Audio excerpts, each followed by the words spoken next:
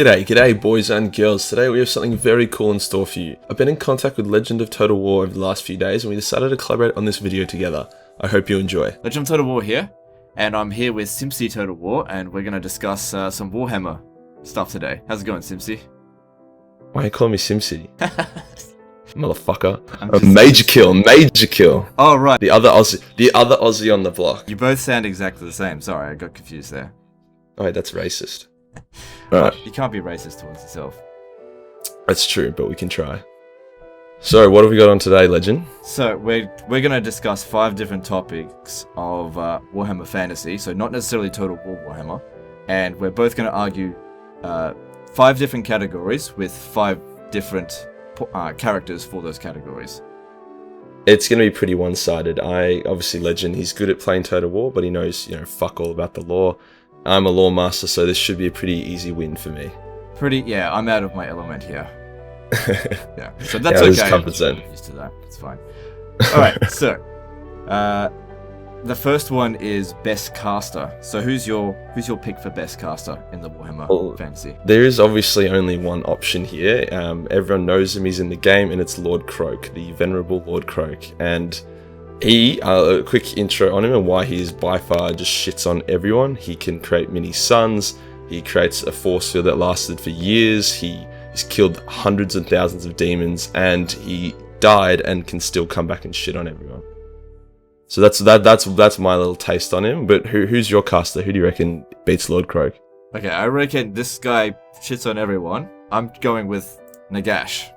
Now, you said Lord Croak died and come back to life. Okay, Nagash can bring himself back to life infinite number of times. Nah, he needs Archon. He needs Archon to suck him off to bring him back to life. That helps. That helps. It speeds up the process, but he can bring himself back using the Black Pyramid. How many times has he brought himself back now? I think he brings himself back 2 or 3 times. Yeah, but you know what that means? It means for him to bring himself 2 or 3 times, it means he's died 2 or 3 times. Yes, he has. I'm not going to sit here and say that Nagash was the most successful caster of all times. He's made some silly mistakes, but it's out of pure ambition. I mean, this guy literally killed everyone in Nehekara. Everybody died in Nehekara, and he was trying to kill the entire world. And if it wasn't for... Don't forget as well, the one time, just once this has ever happened in history, the one time the entirety of the 13 clans of Skaven united was to stop Nagash. It was the only time it ever happened. And that didn't even happen during the end times. This is a guy that's so powerful that even the 4 Chaos Gods shit themselves when he shows up. Yeah, briefly, before he then got absolutely sucked on into a Chaos Portal and died. I've actually made a versus series on these two, and I think Lord Croak, he could, if they saw each other, Lord Croak would just be like, "What up?" and then he'd just put a sun in it. I don't know. I would say the big toad is still quite strong this one. So let's say, what do you think would happen if both of them came up to each other and they want to fuck each other up full strength? I think Nagash would win. How do you reckon? Throw some skelly bones at him or some shit? Endless skeletons. Do you reckon, have you played Lord Croak in the game? He has 3 spells and all of them shit on skeletons. Well, here's the thing. Nagash isn't yet in the game because he's clearly going to be the final boss in number 3. They just tossed Croak in there because, why not? Lizardman's already in there. We got Vampire Accounts and Tomb Kings, and yet Nagash isn't in the game yet. They're saving him for last. Yeah, they're saving him for Lord Croak to come fuck him up. But I've presented mine, you presented yours. It's up. Let the viewers decide. Obese Toad is the best fit. Okay, and I'm going with Boner King. Boner King. I thought Setcher was the Boner King. Yeah, I guess he is. Fair enough. Alright, what's the next category? So next category is best fighter. So I'm definitely going to win this one. You went first last time, so I'll go first. Listen. So my pick is Grimgor Ironhide. Grimgor Ironhide beats everyone. He literally never loses. The only reason he died... No, he didn't lose. He died because... It's like losing. Yeah. Because somebody essentially cheated, and we'll get onto that later. Well, no, fair enough. Good pick. You know, he's the biggest and the baddest in the Badlands, but he does not hold a candle to Anarion the Defender, who was the chosen demigod warrior of Cain and Asuryan, the god of war and the god of elven gods. So if I'm not mistaken, something happened to Anarion, and something in battle. I believe he died. Is that right? I mean, after one-shotting 4 of the greatest chaos demons ever to appear in the world, and then also flying multiple kilometers and then putting his legendary evil death sword back, and then dying, I think in terms of deaths, that's a lot more exciting death than Grimgor just kind of, you know, getting decapitated by Archaon. Sure. But one thing to consider as well is that Anarion had all these kinds of awesome equipment. Grimgor is essentially walking around with scraps. Wait, he had a big axe. That was a big motherfucking axe. Yeah, it's a big axe. That's about it. Was it made by a dwarven smith or an elven smith? I don't think so. What happens if you gave Grimgor Anarion's gear? What would happen then? I don't think it would fit him, to be honest. But I think Anarion would still show him. But here, how about this? You know, Crom the Conqueror? He was just some fucking loser, beta Norscan dude. And he fought Grimgor to a standstill. His army actually beat Grimgor's army, and in a duel, Grimgor couldn't beat some fucking no-name Norscan. So, I reckon Anarion would one-shot the Norscan. Grimgor couldn't even beat him in a 1v1. Like, what would you say to that one? Yeah, that's the only time that I could say that Grimgor didn't win. But every other time, he wins. Until he loses. No, until he died. Which is the same. Like, he's not the best general in the world. His armies aren't great, but nobody could beat him in a single combat. Unfortunately, Anarion and Grimgor never met, so we can't see what would actually happen. I would say, fortunately for Grimgor, they never met. That's what I would say. Could be, but we'll never know. Leave it up to everyone else to decide. Exactly. Who's the best. Okay, so the next category, the third one, is for best leader. I know this sounds pretty... It's a very vanilla response, but I'm going to have to go with Sigmar for the best leader and the best king. He united humanity, created the empire. He actually willed himself to become a god. He didn't get chosen to be a god. He actually was like sitting down, like you know, popping a squat and tensing really hard for about a few days, and then bang, he's a god. And only a king can do that successfully, or a good king. Right. Yeah, I mean, that's a pretty good choice. My choice was Cetra. Okay, this debate's over. You win. Next one. Yeah, already? Jeez, that was... You didn't even... I'm my skelly boy. I just can't. He's special place in my heart. I had so much planned for Cetra. No, tell me. No, we'll do it. How about this? Fuck Sigma. Now we'll both just suck Cetra's dick. Go.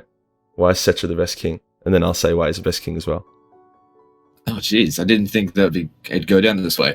Well, you know, Cetra did create the largest empire in the history of mankind. He did. So while Sigma did unite, you know, the barbarians of man, I believe that Cetra's empire was bigger, and he sacrificed his sons for the betterment of Nehekara. Yeah, which is it's common knowledge that only pious and religious figures kill their children, or like proper kings. Like in the Bible, like he didn't necessarily want to kill off his heirs, but he did it to make the river flow again. Yeah, what a great you got to do it, you know, like for sure. So and even when he was sacrifice is what makes a great leader. And when he was finally like at the age of like 300 or whatever, because they kept like extending his life, when they were actually burying him, because they were like, you can't live any longer, you have to get buried until we can like figure out how to sort you out. As they were burying him and he was sitting in his tomb, he was so pissed off that he hadn't conquered the entire world, and that was it. Like that's all he wanted to do, which is pretty sick. He's basically the Warhammer version of Alexander the Great. If Alexander the Great didn't die at the age of 32, yeah, just times the age by 10, and it's pretty much the same. Yeah, and also another thing to consider is that when he was finally awoken, he stopped the Tomb Kings from fighting amongst themselves. Yeah, he instantly became king again. Like, what an alpha. Yep, just straight up. All right, well, I guess. Let the audience decide on that one. Yeah, all right. Tough one. So the next one is best plot armor. And I'm going to go with Archaon. Archaon gets bullshit cheats. Hacks. Yeah, just hacks. Hacks, lots of hacks. So who's your choice? Well, I agree that Archaon, he got fiddled pretty hard by the Chaos Gods. He's tried to kill himself a few times, but like they wouldn't let him. But the true number one plot armor character in Warhammer Fantasy is definitely Felix from Felix and Gotrek. Like, he hangs out. His best friend is a demigod slayer who wants to die, and he's a normal dude that is okay with a sword, and he's been able to survive through countless adventures, killing massive trolls. Like, they fought a dragon, like they fought all these cults and shit. Like, there's no way he could just live through that without plot armor. Well, I actually I didn't know about Felix at all until today, and I read up a little bit about him. He does have a really cool sword, like a dragon sword or something, so that gives him a huge advantage. And apparently he actually obtained immortality, so whilst he may have started off as just a regular dude, he did obtain great power through his adventures, so that's probably why he was able to get it. Now, that's much the same with Archaon as well, I suppose. I forget what his original name was, but he was just some priest of Sigmar. Anyway, it seems like every time that Archaon gets into trouble, he just be like, Chaos God, save me. He's basically Kratos, okay? Ares, destroy my enemies and my life is yours. And they just come in and be like, alright, bail him out. Send it true. But I reckon if Archaon and Felix met and fought, Archaon would lose because Felix would like cheese it. Like, with the sword and all the immortality, the only thing that gives him is more plot armor. That's it. They have to justify dragging this like normal dude's ass around. Archaon would lose, but then he'd just summon the Chaos Gods and kill Felix. No, but then just as it's about to do it, Gotrek would jump out and save the day. Or, Archaon would have cardiac arrest or some shit. Yeah, but still, he'd summon a different Chaos God, and then that way Gotrek would get what he wants and does. I mean, the Chaos God of heart health. Yeah. Oh well. I mean, even in his final plan, like to essentially blow up the world, he didn't win based on he was gonna lose, right? And then due to plot armor, it all magically worked out for him because Manfred's a bitch. Manfred is a fucking bitch. If that's not plot armor, oh my god, my plan's about to fail. What should I do? I know. Story writers, please give me a bailout. Oh look, Manfred went and killed. I'm not denying that Archaon doesn't have some pretty fat plot armor, but Felix, like he apparently I've heard they're writing him into Age of Sigmar. It's the next thing, and his last thing he did in fantasy was he was trapped in a temple that was collapsing and he was running out of oxygen, and like that's it, he was going to die, but now he's somehow coming back, and that is like loads of people incredible. Loads of gods and stuff. Age of Sigmar doesn't count. Yeah, true, actually, fuck that one. I'm embarrassed for even bringing it up. Yeah, that's actually a bad point that's it. I lose a point on that one. Yeah. Okay, so again, we'll just let the viewers decide on that one, because it is a good point. Like, Felix does have a lot of plot armor, but I don't know, it's hard to argue against Archaon. No, fair. And then the next one, the final point. This is for the weebs out there, mate. Just everyone. It's not everyone, but I'll realize this one's for you because I know you'll be watching. Am I announcing this one? The most fuckable, the most fuckable Warhammer, male or female. We don't discriminate. We are picking females. So we did. Well, like maybe we wouldn't have, but we did. And I'm choosing Alariel because when I think of fuckable, I don't think, the Hellebronds and the Marathis and like the ones that just love a dick a day. I'm thinking of the like the frigid kind of like hard to get, like barely fucks anyone kind of situation. And that's why I chose Alariel. Alright, and I went with Marathi. Thing is, Marathi's got everything you want, right? She's incestual relationship with her son. It doesn't matter. That doesn't matter. Okay, this is not. You don't marry Marathi. Okay, you don't marry her. Okay. Fuck, and Kill. It's only incestuous with Malekith, right? It's the only person it can be incestuous with. Dark hair, light eyes, fair skin, barely any clothes, eternal beauty. Well, you definitely have a type. Probably a big bitch. You definitely have a type. You have a type. That is totally my type. Oh, I'm struggling here because I would love to fuck Alariel, but I do like my brunettes. Well, Here's the thing. Did you ever play Witcher 3? yeah, I did. Triss or Yennefer? Oh, damn. Both at the same time? I don't know. You can't choose that. You lose both if you do both. Fine. Yennefer? Yep, Yennefer, see? Yennefer is essentially the Witcher version of Morathi. But she has such a sexy name. Well, I'm thinking like this. When I see two chicks and I get to pick one, am I going to go with the one that probably has 100 STDs, fucks her son, is psychopathic, and literally has an army of prostitutes at her disposal? Or do I want to go for like the petite, the cute little, like the queen, classy? Like, I like my girls classy, you know what I mean? Like class or Morathi? Yeah, but to be honest, Alariel really needs a sandwich. she's all skin and bones. She's all skin and bones. And the frigid ones, it might seem like, oh, it's a great conquest on paper, but anyone who has actually been with a frigid girl will tell you it's not worth the effort. I can agree with that. Although Alariel did for a while. I forgot to change the damn image. The damn image. It's just Morathi just zoomed in her tits or something. I've had these screenshots set up, and I just forgot to change them since Grimgore. Oh, see, just been sitting on Grimgore for ages. Plot twist: most fuckable is Grimgore for sure. Yeah. Whoops. Oh well. There's two different contrasts here. We've got Thotty and we've got Class. So it will be interesting to see what people think about this one, because two distinctly different options. Yep, it is. It reminds me of the conversation that Gimli had with Theo something in Lord of the Rings between Galadriel and Aragorn's bitch. I can't remember her name. No one does. Lord of the Rings fans will know, but I've totally forgotten all their names. Oh yeah, you're about to get roasted by your Lord of the Rings fans. Yeah, that happens all the time though. What they say? Oh, it's just having an argument. Oh yeah, between the two, yeah. Basically, it came down to one of them likes the dawn, one of them likes the dusk. And I'm a dusk kind of guy myself. Dusk. Is that when you operate? I do. I operate at night. I'm pretty nocturnal.